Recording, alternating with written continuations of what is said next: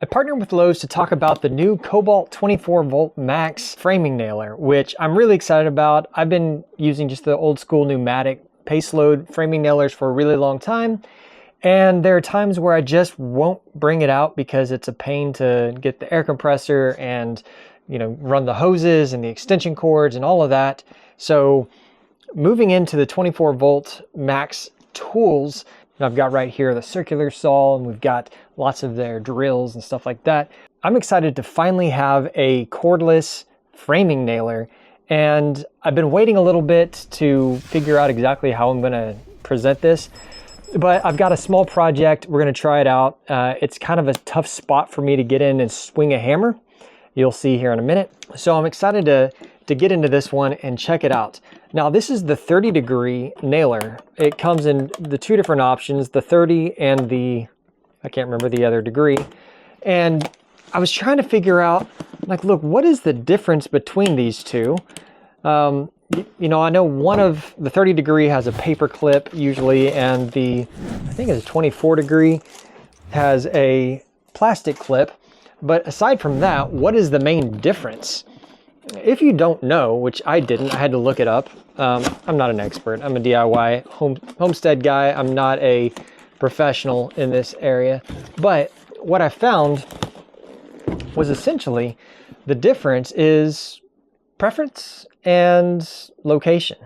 If you're on one of the coasts of the US, you're going to oftentimes, at least it used to be, that you would have to go with the other angle, which gave you the ability to have the round heads, full round heads.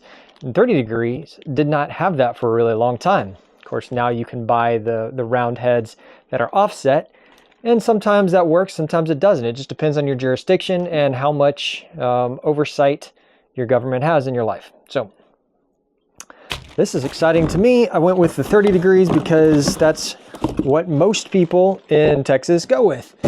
And that's what I've used in the past. So this thing is already heavy, I'll tell you that. It feels good though. It feels nice and solid. It's definitely heavier than the one I'm used to because it's not going to have everything built into it. But it's not so heavy that I feel like I can't just carry it around. So let's get a battery and some nails. So I got myself some old nails here.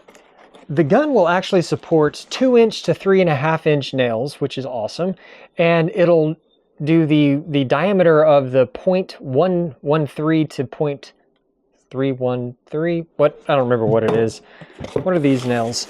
This is the 0.113 inch, and this is the 0.131 inch. That's what it is. Sorry. So I've got a whole bunch of different ones. These are actually a lot of my framing nails that I've had from these hot dip galvanized, and then we've got the interior nails as well. So hoping that would lock back. I'll figure out how to load this thing. Looks like you actually just drop it right in the back. How about that? Oh, cool. I like that. So I'm sure, yeah, there you go. Okay. It took me a second to figure it out because everything that I've ever used in the past, the paste load, you pull it back, it locks, and then you drop it in from the top. But with this one, you just slide it in the back, and then you pull this back. Oops. When you pull this back here, this little clip grabs a hold of it, keeps it from coming out. I can pull back on it, and these will drop back out. So, of course, you can see you can drop in the different sizes as well. And I imagine you can drop in multiple sizes, one after another. So, for our purposes today, we're going to be needing the larger nails because we're going to be doing some structural stuff that's going to be going as deep as possible. Now, let's also get this guy out. There's nothing in here. I'm going to put on my glasses so nobody complains. Drop it in. All right. So on the inside, we've actually got our power button. Turn it on. Okay, got a nice LED indicator that's going to turn on. That's always great. Pretty common on just about every power tool out there at this point. And then we've got our mode. We can do a single nail or the burst. All right, I don't know if they call it burst, but that's what I'm going to call it. So we'll go back to single. And of course, you've got the safety switch built into it. It's going to have to be depressed. I'm not sure if it came with other tips. I should have cleaned that off there. Let's see, it might. And I didn't read the instructions or anything here, so this is me just kind of winging it with what I see. All right, so we definitely have a plastic tip, which is going to be good for not marring things, but I'm never really concerned about that. And then it looks like we've got a, maybe this is a belt. A belt clip or something along those lines. I'm guessing that's what that is. Looks like you can put it on both sides. Put it in there, and then it looks like there's going to be a screw that holds it in place. We've got an Allen key that comes with it. That's nice in case you need to get in here and do something. Looks like you can adjust how deep it's going to penetrate with the nail. Super easy toolless adjustment. I'm excited to try this thing out. So, yeah. Let's go get after it. First thing I'm going to do is try it out on this piece of cedar here. It's a cedar 2x10, I think it is, full dimension that we milled up. And then it's going to go into this oak, probably 4x6. There are so many nails that are bent over right here. This is on my kid's fort. I don't think I've driven a single nail successfully. Well, that one might have gone into this piece of oak because it is so stinking hard. I think I milled it 10 years ago. And I mean, it is rock solid. I cannot drive a nail into it. I'm not proud of that, but I can't do it. So we're going to see what happens with this guy. I don't know if the depth settings are set, but we're going to put it right here and give it a go.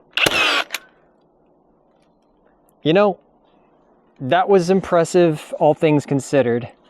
It didn't go all the way in. So let's see if we can get it deeper. And I don't know which way goes deeper. My guess is going to be like this. And let's try this one. Okay. Still pretty much bottomed out. I'm telling you guys, this is some of the stinking hardest wood. Same results. So I don't know that it has anything to do with this gauge. I think it's simply that this wood is just ridiculously hard. We'll go do something else here in a second with it. Well, that drove it pretty darn deep. I just can't remember which way I'm adjusting this now.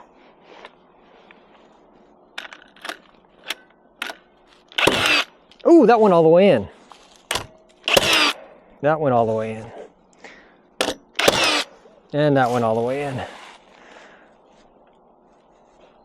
A lot easier than nailing by hand. But that's not what we need to do today. Let's go work on the project that I've got. So if you're new to the channel, this is a timber frame solar array that I built a couple of months ago. And I've got these, well, I got chicken poop right here. I've got these spots for forklift forks to go in. And they come on over and they go under to this side. However, my forks just barely touch the other end right here. So I want to put some blocking right here and over there that's going to allow me to get the forks underneath and have something to rest on. Problem is coming in here, swinging with the hammer underneath the solar panels and in this tight space, isn't going to be that easy. However, with this, I should be able to drive directly into it without any problem. Now, could I do it by hand? Of course I could. I did the rest of this by hand. Ow. But since I've got this, I might as well use it, and this is a good opportunity to show you.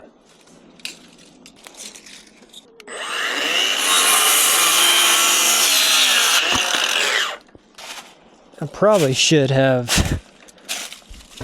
grabbed a clamp or something. By the way, if you want to see the build of this entire thing, you can see the timber frame part on easttexashomestead.com, and then you can see the rest of the build with the solar panels on Home Energy Independence. So that should give us a good bit there. Let's go. Oh, you gotta turn it back on. Oh, that's so great. Man, that's great. All right, I'm gonna bring this one down. Probably should have brought that one down too, but that's all right. And bring it down to right here. Oh my goodness. All right, I'm gonna go to the multi one. I'm gonna hold the trigger. Oh my goodness. It's awesome. Oh gosh, it's so nice.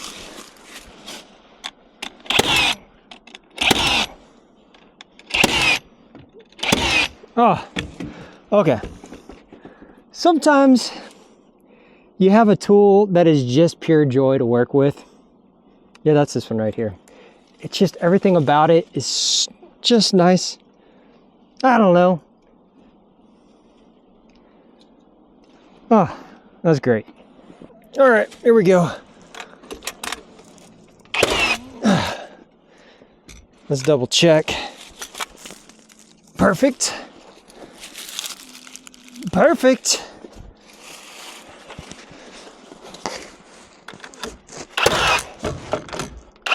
Oh man, it's so nice.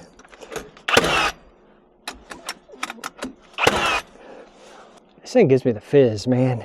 It just gives you the fizz every time you do it. That's so nice. All right.